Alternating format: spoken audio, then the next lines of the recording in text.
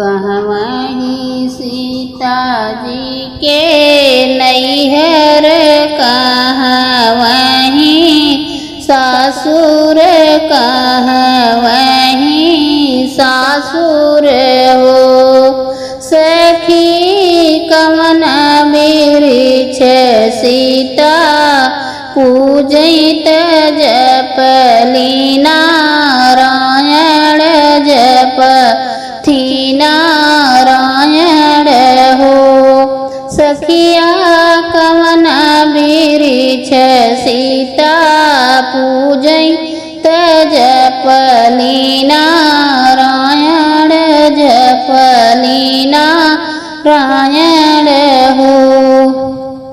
जनकपुर सीता जी के नैहर, अयोध्या में सासुर हो।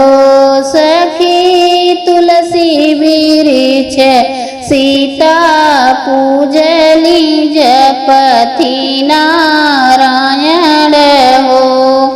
के कर यहीं सिया बेटी तके कर यहीं बहुअत के करी बहुअई हो। सखी के करियहीं सीता रनिया आहे सेवक हो। सखी के करयहीं सीता रनिया तके आहे सेवक हो। जनक जी के आही सीता बेटी दशरथ जी के बहुअरी हो।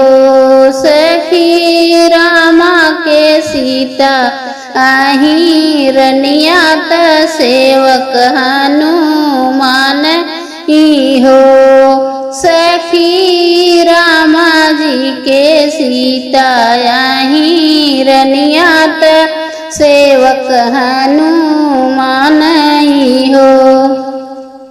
कवने ही बागे सीता गईली कामना फूल तोड़ली हो।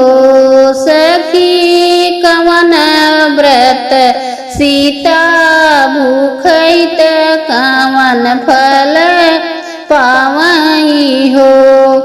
केदरी के बागे सीता गईली त चंपा फूल तोड़ई हो।